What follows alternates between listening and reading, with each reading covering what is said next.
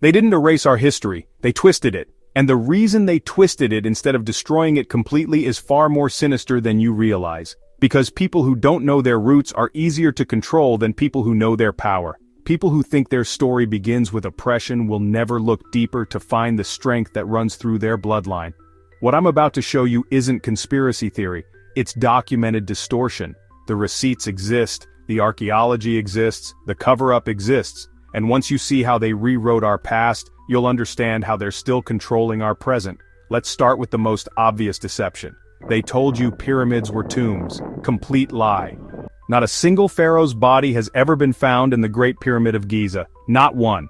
Yet every textbook, every documentary, every expert keeps repeating this tomb theory like it's established fact. Why?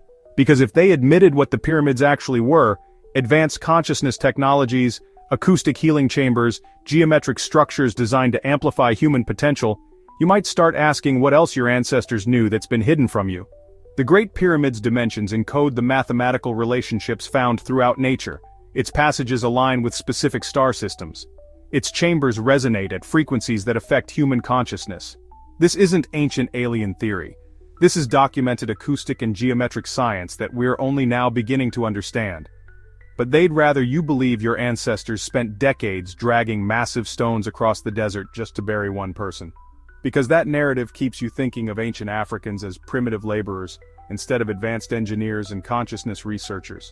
The truth is, the pyramid complex at Giza represents a level of mathematical and engineering sophistication that we're still trying to replicate today.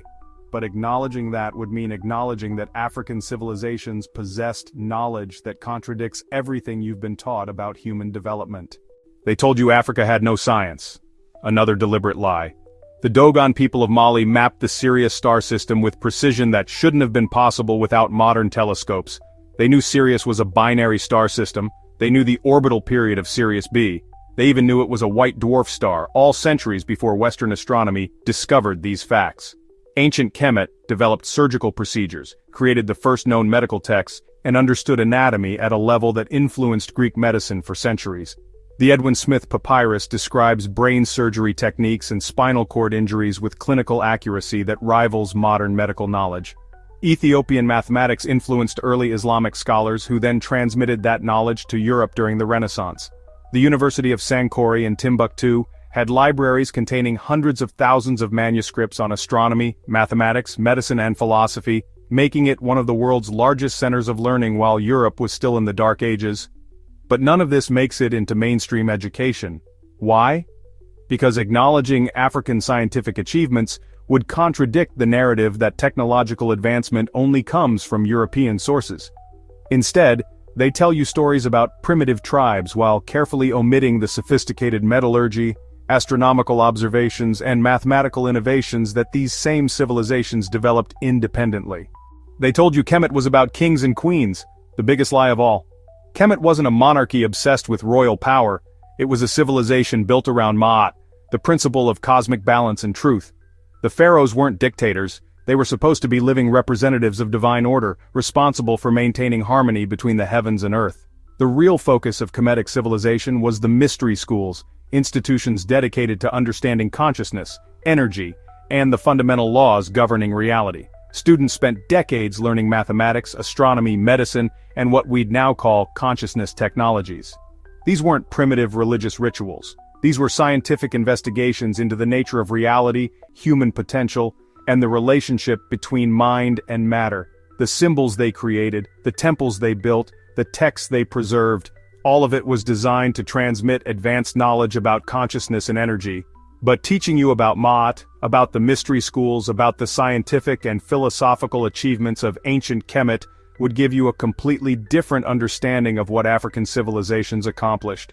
It would show you that your ancestors weren't just surviving, they were thriving, innovating, and developing knowledge that we're still trying to understand, so instead they reduce it to Hollywood fantasies about gold and pyramids, keeping you focused on material wealth instead of the intellectual and spiritual wealth that was Kemet's real legacy.